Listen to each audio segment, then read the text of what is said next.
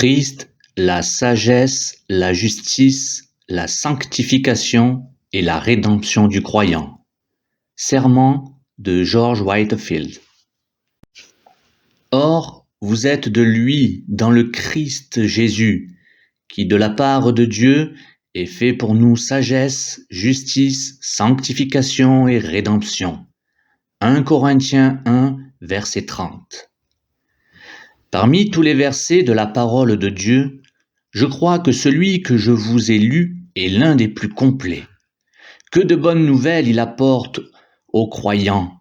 Quels privilèges ils ont et combien les croyants sont amenés vers leur source commune, à savoir l'amour éternel de Dieu le Père.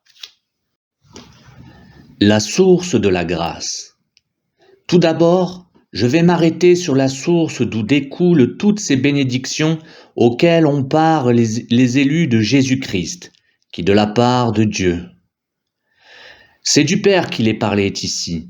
Non pas que Jésus-Christ ne soit pas aussi Dieu, mais Dieu le Père est la source de la divinité. Si nous considérons Jésus-Christ dans son rôle de médiateur, Dieu le Père est plus grand que lui. Il y a un pacte éternel entre le Père et le Fils.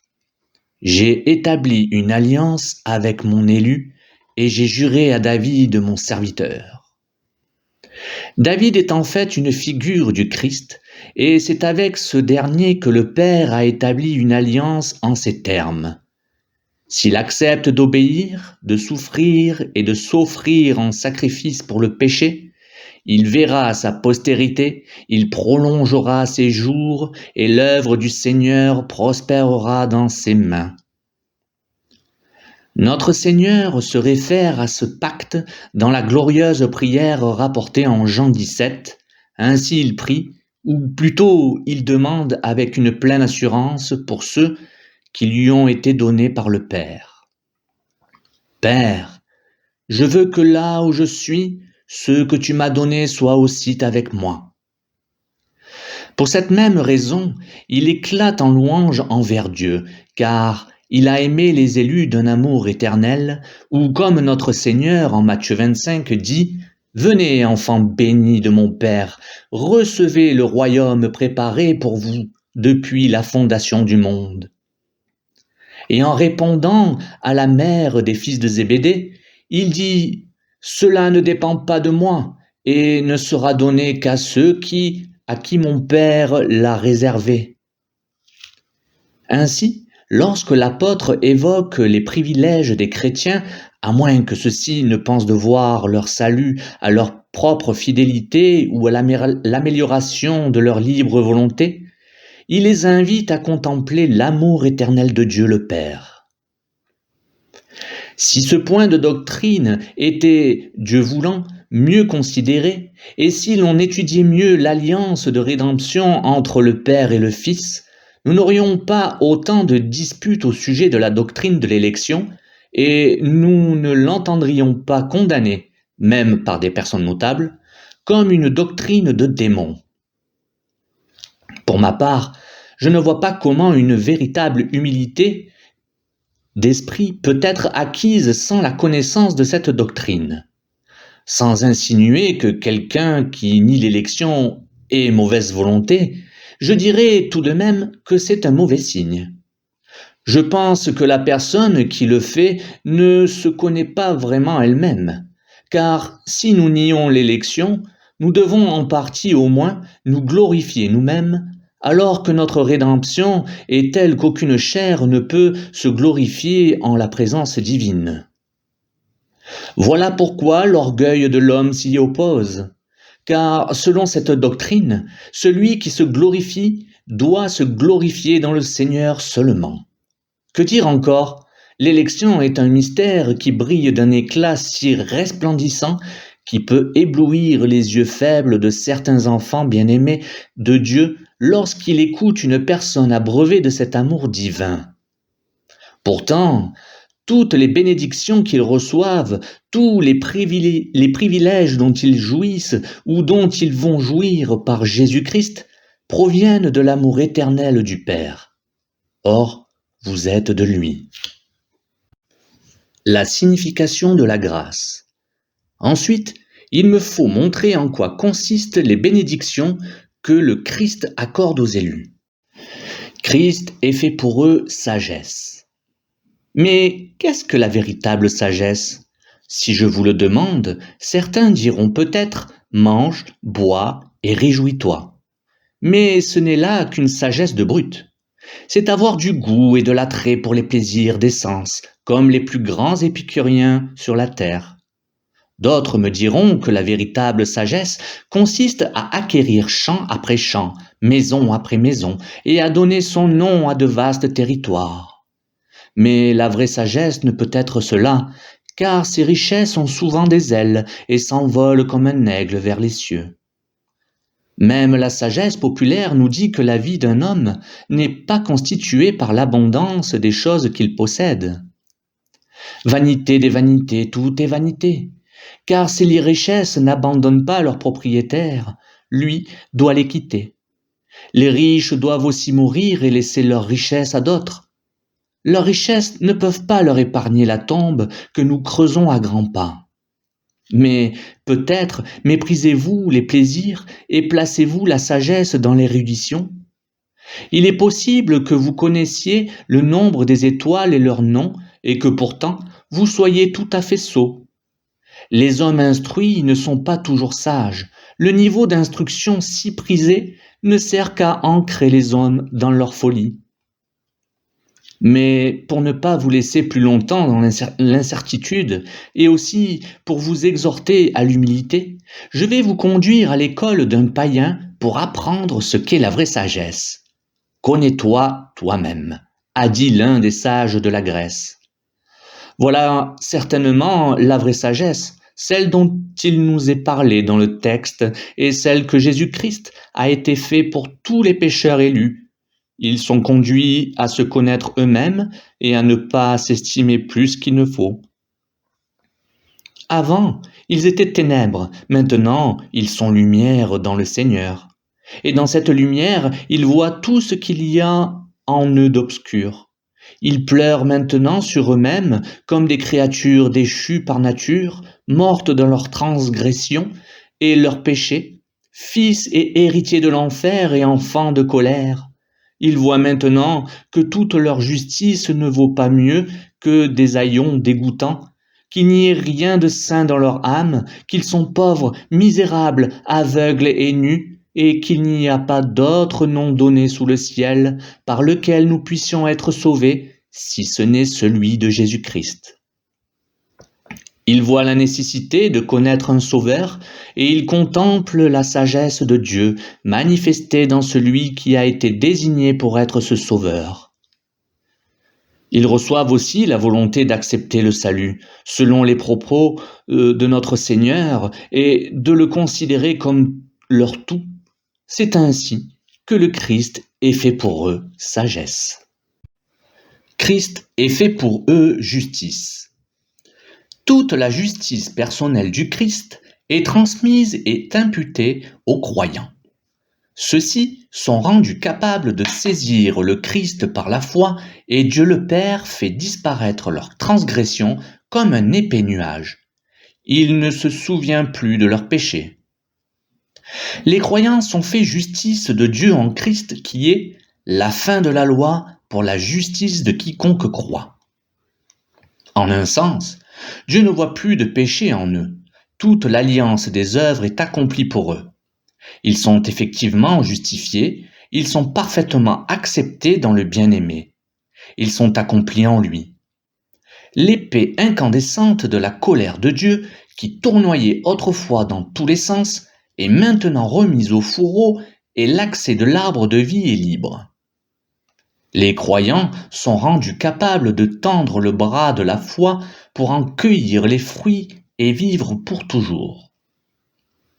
C'est pour cela que l'apôtre, en pensant à ce privilège béni, utilise ce langage triomphant.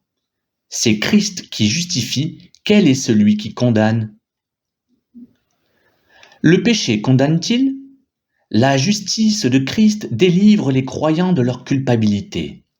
Le Christ est leur sauveur, il est devenu la propitiation pour leurs péchés. Qui pourra donc les accuser? Sera-ce la loi? Par la justice de Christ qui leur est imputée, ils ne sont plus soumis à la loi en tant qu'alliance des œuvres. Le Christ l'a accompli pour eux à leur place. La mort les menace-t-elle? Ils n'ont pas à avoir peur. L'aiguillon de la mort est le péché, et la force du péché, c'est la loi. Mais Dieu leur a donné la victoire en leur imputant la justice du Seigneur Jésus. Quel privilège! On comprend que les anges à la naissance du Christ aient dit aux bergers « Je vous annonce une bonne nouvelle d'une grande joie qui sera pour tout le peuple. Pour vous qui croyez au Christ, un sauveur est né. » Il est bien normal que les anges se réjouissent lors de la conversion de pauvres pécheurs, car le Seigneur est justice. Ils ont la paix avec Dieu par la foi au sang du Christ, et ils ne seront jamais condamnés. Ô vous, les croyants, car c'est à vous spécialement que j'adresse ce discours.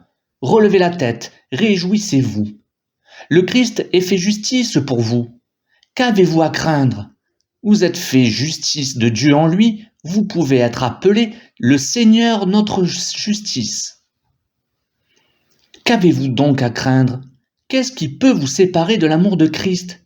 Sera-ce la tribulation ou l'angoisse, ou la persécution, ou la faim, ou le dénuement, ou le péril, ou l'épée?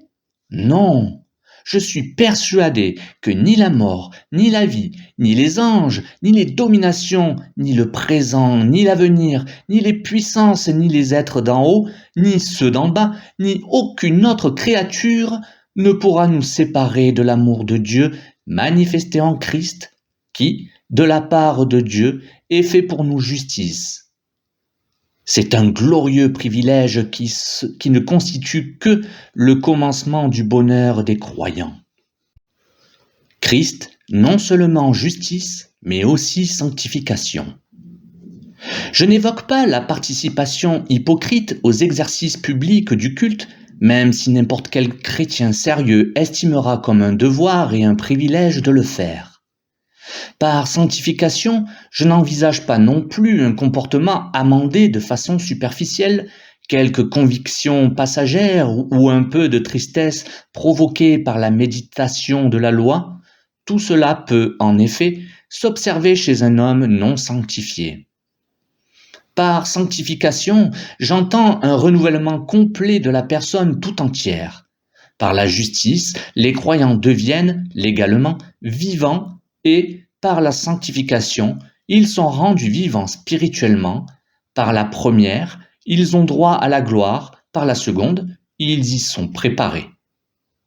Tout leur être est sanctifié, esprit, âme et corps.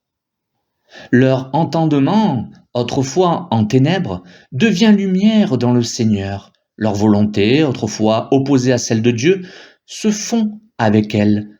Leur désir se porte vers les choses d'en haut. Leur mémoire retient les réalités divines.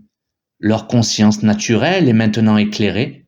Leurs membres, autrefois instruments d'impureté et d'iniquité, le sont de justice et de vraie sainteté. En un mot, ils deviennent de nouvelles créatures. Les choses anciennes sont passées, toutes choses sont devenues nouvelles. Les croyants ne sont plus sous l'emprise du péché. Ils sont libérés de sa puissance, mais pas de sa présence et de sa réalité. Ils sont rendus participants de la nature divine et ils reçoivent grâce sur grâce de Jésus-Christ. Ils sont transformés à la ressemblance du Christ qui est présent en eux. Ils sont en lui et lui en eux. Ils sont conduits par l'Esprit dont ils produisent le fruit. Ils savent que Christ est leur Emmanuel, Dieu en eux et avec eux. Ils sont les temples vivants du Saint-Esprit. La Trinité habite et agit en eux, sainte habitation pour le Seigneur. Dès ici-bas, les croyants sont assis dans les lieux célestes et ils sont, par la foi, unis de façon vitale à Christ leur tête. Leur Rédempteur, leur Créateur et leur époux. Ils sont chair de sa chair et os de ses os. Ils parlent et marchent avec lui comme un homme parle et marche avec son ami. En un mot, ils sont avec le Christ, comme Christ et le Père sont un. Ainsi, le Christ a réalisé la sanctification des croyants. Quel privilège de voir sa nature se transformer de bestiale en sainte et, échappant au diable, devenir participant de la nature divine. Quel privilège, en effet, d'être transporté du royaume de Satan dans celui du Fils bien-aimé de Dieu, de se dépouiller du vieil homme corrompu et de revêtir l'homme nouveau, créé selon Dieu, dans la justice et la vraie sainteté. Quelle bénédiction ineffable! On ne peut qu'en être confondu et on comprend que l'apôtre exhorte les croyants à se réjouir dans le Seigneur. Ils ont, à la vérité, de bonnes raisons de se réjouir jusque sur leur lit de mort, car le royaume de Dieu est en eux et ils sont transportés de gloire en gloire par l'Esprit. C'est là assurément un mystère pour l'homme naturel, car c'en est un pour l'homme spirituel, un mystère impénétrable. Enfants de Dieu, n'êtes-vous pas éblouis en considérant votre rayonnement personnel à la lumière du Seigneur, lorsque votre Rédempteur, tournant sa face bénie vers vous, illumine vos âmes? N'êtes-vous pas étonnés de sentir l'amour de Dieu vous environner de sa bonté et vous inviter à lui demander ce que vous voulez en étant sûr d'être exaucé? Et cette paix de Dieu qui garde et guide vos cœurs ne déborde-t-elle pas les limites extrêmes de votre entendement? Et la joie que vous ressentez n'est-elle pas ineffable, glorieuse? Assurément oui. Au plus profond de vous-même, quand l'amour du Seigneur inonde votre âme, vous êtes englouti dans ou rempli de la plénitude de Dieu. N'avez-vous pas envie alors de vous écrier avec Salomon: « Ainsi le Seigneur va habiter avec les hommes ». Quelle merveille que nous puissions être ainsi tes fils et tes filles, ô Seigneur Dieu Tout-Puissant! Si vous êtes un enfant de Dieu et que vous savez ce que signifie avoir communion avec le Père et le Fils, si vous marchez par la foi et non par la vue, je suis sûr que tel est souvent le langage de votre cœur. Regarde en avant et contemple la perspective infinie de la félicité éternelle. Tu n'as reçu, comme croyant, que les premiers fruits, tels les grappes rapportées de Canaan, des gages, des choses à venir, infiniment meilleures. La moisson est encore à venir. Il te sera fait la grâce d'être immergé dans la gloire. Ton grand miséricordieux souverain sacrificateur te fera entrer dans le pays de la promesse pour y goûter le repos qui attend tous les enfants de Dieu. Christ a été fait non seulement sagesse, justice et sanctification, mais aussi rédemption. Quelques avertissements. Avant d'expliquer et d'analyser ce privilège, je tiens à faire 2 remarques. La première consiste à dénoncer la grande erreur des écrivains et des pasteurs qui, lorsqu'ils parlent de sanctification, de sainteté intérieure, comme ils le font parfois, mais d'une manière très floue ou superficielle, les présentent généralement comme la cause de notre justification, alors qu'ils devraient les considérer comme son effet.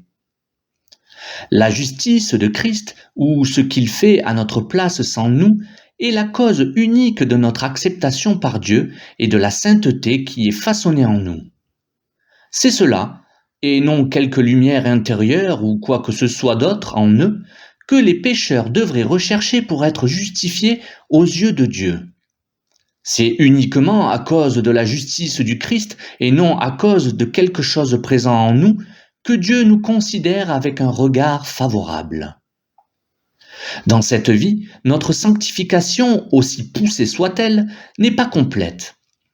Bien que délivrés de la puissance du péché, nous n'échappons pas à son emprise. Or, la loi parfaite de Dieu ne tolère ni l'acte du péché, ni la réalité même du péché. C'est ainsi qu'il n'est pas dit « tu ne succomberas pas à la convoitise », mais « tu ne convoiteras pas ». Aussi, Tant que l'idée de convoitise demeure en nous-mêmes au degré le plus minime, et même si par ailleurs notre comportement est sans reproche, nous est-il impossible d'espérer être acceptés par Dieu? Nous devons donc rechercher d'abord une justice qui nous soit extérieure, à savoir la justice de Jésus-Christ. C'est pour cette raison que l'apôtre la mentionne dans son texte avant la sanctification. Et quiconque enseigne une autre doctrine ne prêche pas la vérité telle qu'elle est en Jésus. La seconde remarque concerne les antinomiens et certains hypocrites qui parlent de Christ sans rien connaître en pratique de l'œuvre de sanctification qu'ils pensent avoir été accomplie en eux. En dépit de leurs prétentions, puisque Christ ne demeure pas en eux, le Seigneur n'est pas leur justice et ils n'ont pas l'assurance d'hériter la gloire. Car la sanctification est non pas la cause, mais l'effet de notre acceptation en Dieu. Aussi, celui qui est vraiment en Christ est-il une nouvelle créature? La transformation de nos cœurs et l'assurance ferme quant à notre salut ne proviennent pas d'une alliance des œuvres. Pourtant, comme les Écritures l'enseignent, les fruits que nous portons nous permettent d'apprécier si nous avons ou non eu vraiment part à l'œuvre de l'Esprit de Dieu. Nous savons que nous sommes passés de la mort à la vie parce que nous aimons les frères. Nous pouvons parler de la justice du Christ et nous élever contre les prédicateurs légalistes, mais si nous ne sommes pas saints dans notre cœur et dans notre vie, si nous ne sommes pas sanctifiés et renouvelés par l'Esprit, nous nous trompons nous-mêmes et nous ne sommes que des hypocrites. Nous devons donc non pas séparer ce que Dieu a joint, mais garder l'équilibre entre les deux positions extrêmes. D'un côté, insister trop sur l'œuvre objective du Christ comme signe que nous lui appartenons au point d'éliminer son œuvre au-dedans de nous. D'un autre côté, faire tout dépendre de la justice ou de la sainteté accomplie en nous au point d'éliminer la finalité de la justice du Christ qui existe en dehors de nous. Christ, la rédemption. Allons de l'avant et considérons le chaînon suivant. En fait, le dernier de la chaîne en or des privilèges du croyant, la rédemption. Par cela, il faut élever les regards très haut, car son extrémité atteint, comme l'échelle de Jacob, le ciel où tous les croyants monteront pour être placés à la droite de Dieu. Cette chaîne est en or et, ce qui est mieux que tout, aucun de ses maillons ne peut être détaché des autres. S'il n'y avait pas d'autre texte que celui-ci dans le livre de Dieu, il prouverait suffisamment la persévérance finale des croyants, car Dieu n'a jamais justifié un homme qu'il n'ait ensuite sanctifié avant de le racheter et de le glorifier complètement. La manière d'agir et l'œuvre de Dieu sont parfaites. Dieu mène à son terme avec persévérance ce qu'il entreprend. Il en était ainsi dans la première création, et il en est de même dans la nouvelle. Quand Dieu dit que la lumière soit, elle est, et elle brille de plus en plus jusqu'au jour parfait où les croyants entrent dans leur repos éternel, comme Dieu est entré dans le sien. Ceux que Dieu a justifiés, il les a en réalité glorifiés. La dignité d'un homme ou son indignité n'est pas la cause pour laquelle Dieu le couvre de la justice de Christ ou la lui enlève. Dieu ne revient ni sur ses dons, ni sur ses appels. Je n'arrive pas à croire que ceux qui nient la persévérance des saints soient au clair sur la notion de la justice de Christ. Je crains qu'ils ne comprennent la justification, comme je le fais il y a quelques années, dans le sens restreint de rémission de péchés, alors qu'elle signifie non seulement la rémission des péchés passés, mais aussi notre titre à la vie éternelle. Si Dieu nous a donné son Fils unique, comment ne nous donnera-t-il pas toutes choses avec lui? Aussi, l'apôtre, après avoir dit « Qui de la part de Dieu a été fait pour nous justice », ne dit-il pas « Peut-être a-t-il été fait pour nous sanctification et rédemption ». Il dit plutôt « Il est fait », car il existe un lien éternel et indissoluble entre ces bénédictions. Comme l'obéissance du Christ est imputée aux croyants, sa persévérance l'est aussi. C'est donc faire preuve d'une grande ignorance quant à l'alliance de grâce et de rédemption que de s'y opposer. Par rédemption, il faut comprendre non seulement une délivrance complète de tout mal, mais aussi une pleine jouissance de tout ce qui est bon pour le corps et pour l'âme. Je dis bien le corps et l'âme, car le Seigneur s'intéresse aussi au corps. Dans cette vie, les corps des saints sont les temples du Saint-Esprit. Dieu fait alliance avec les croyants qui ne sont que poussière et qui, après leur mort, bien que rongés par les vers, le verront dans leur chair. Nous affirmons sans réserve que nous devons reconnaître le Seigneur dans la régénération, passer par une nouvelle naissance, et que le Christ doit venir dans nos cœurs. Et en disant cela, nous souhaitons n'exprimer que ce que nous connaissons et ressentons. Il est évident que Jésus-Christ reviendra pour le jugement et qu'il est monté au ciel avec le corps qu'il avait sur la terre. Il a dit, en effet, après sa résurrection, « Touchez-moi et voyez, un esprit n'a pas de chair et d'os comme vous voyez que j'en ai. » Et il est évident que la résurrection du Christ est un gage de la nôtre, car l'apôtre dit « Christ est ressuscité des morts ».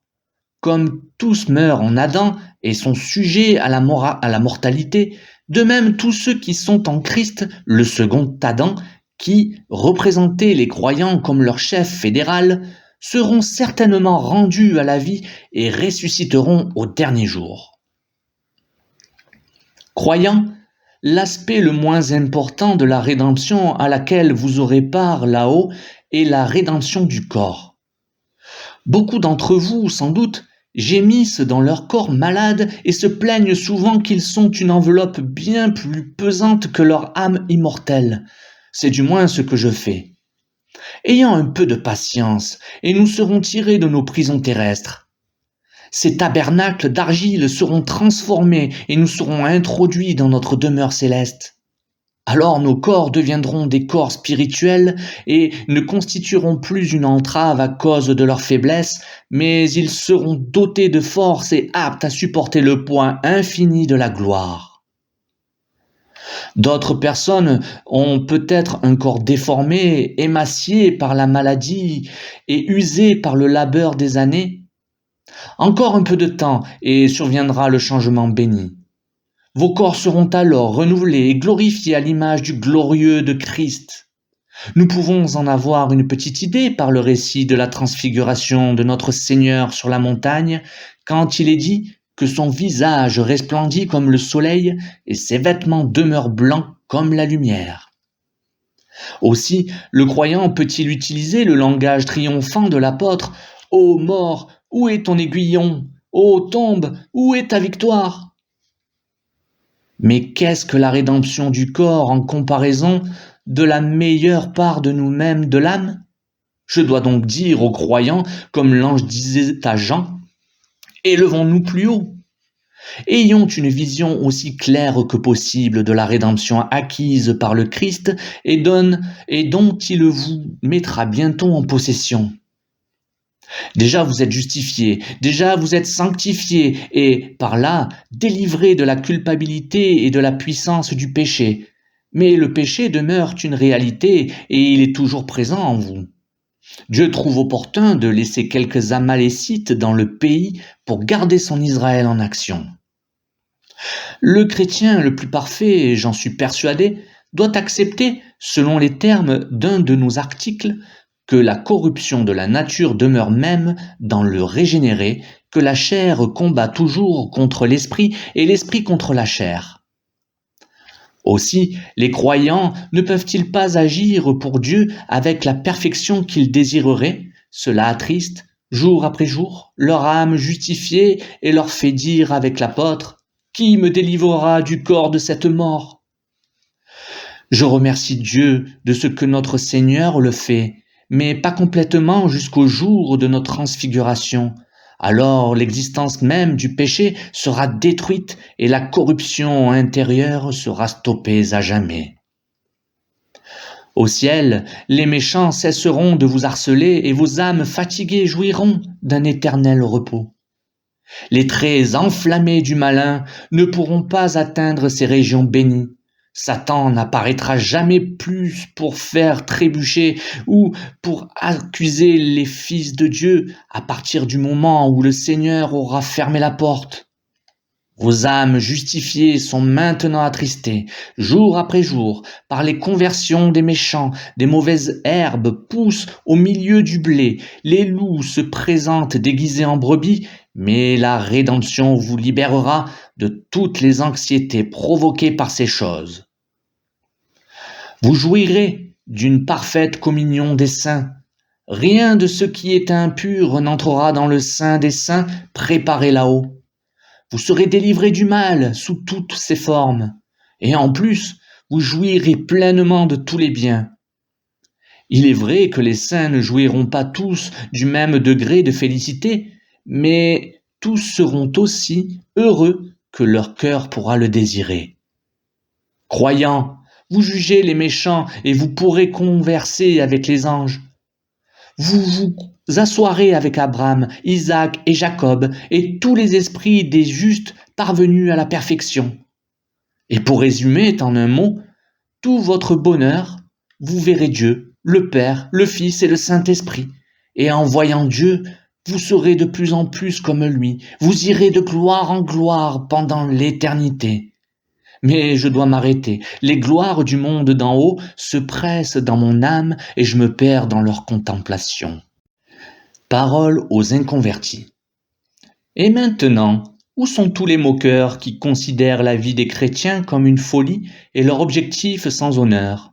Pauvres gens, vous ne savez pas ce que vous faites.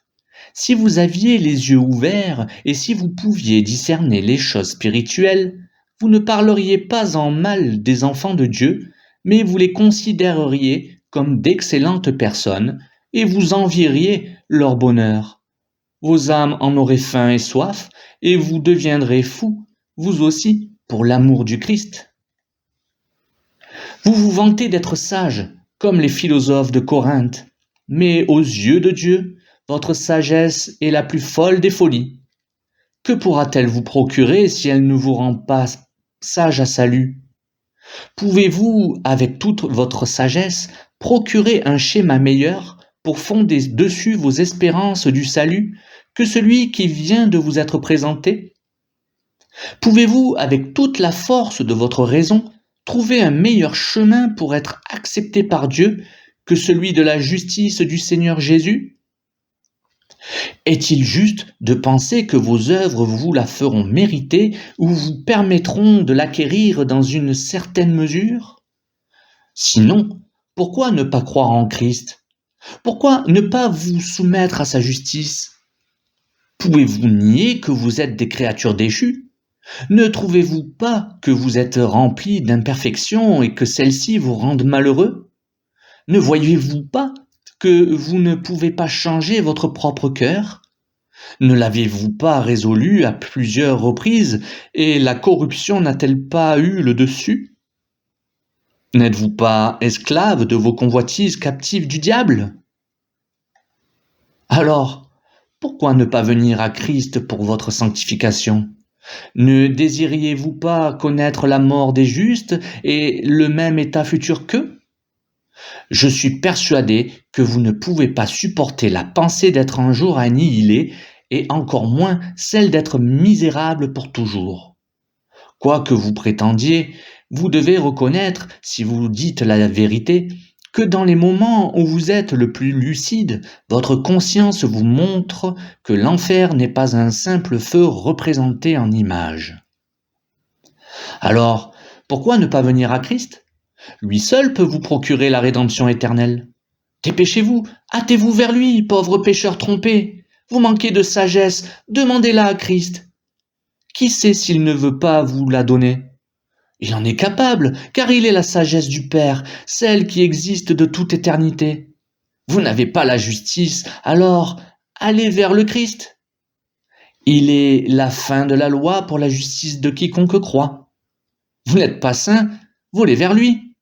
Il est plein de grâce et de vérité, et tous ceux qui croient en lui peuvent recevoir sa plénitude. Vous avez peur de mourir? Allez à lui. Il détient les clés de la mort et de l'enfer. En lui est la rédemption totale.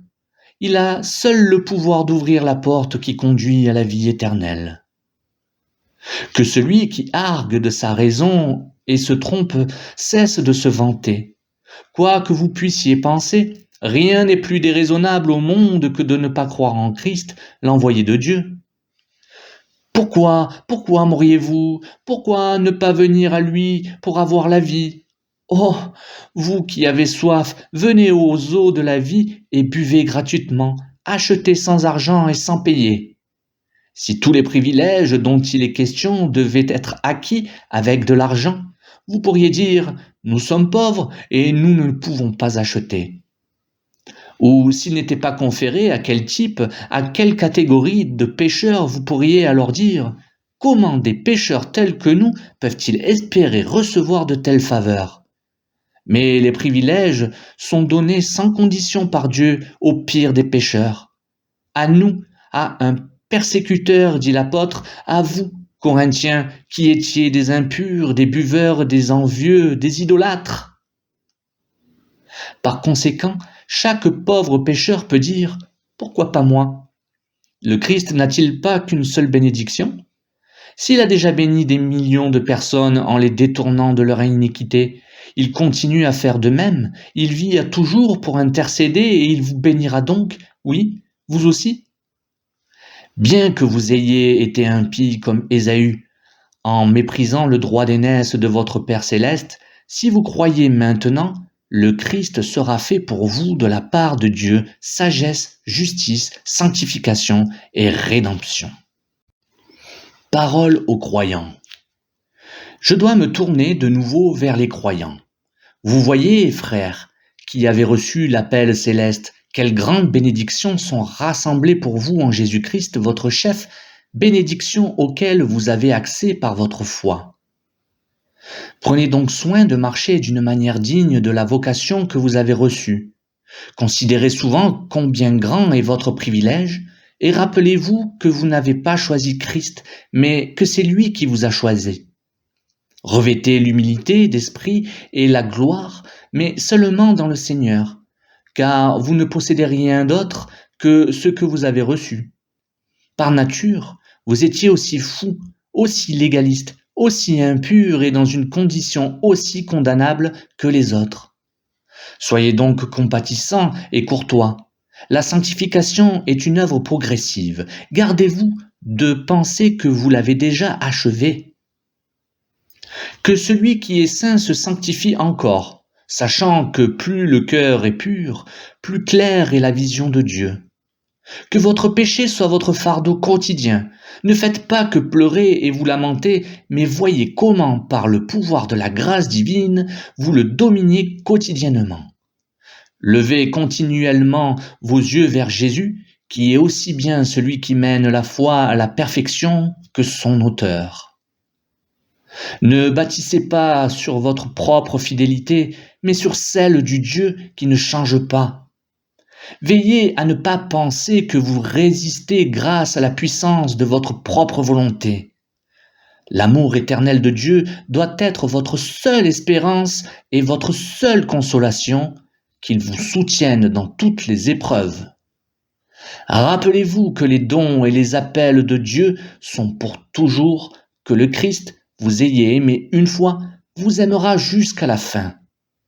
Puisse cela vous contraindre à l'obéissance et vous pousser à attendre patiemment ce temps béni où Christ sera non seulement votre sagesse, votre justice et votre sanctification, mais aussi votre rédemption complète et éternelle.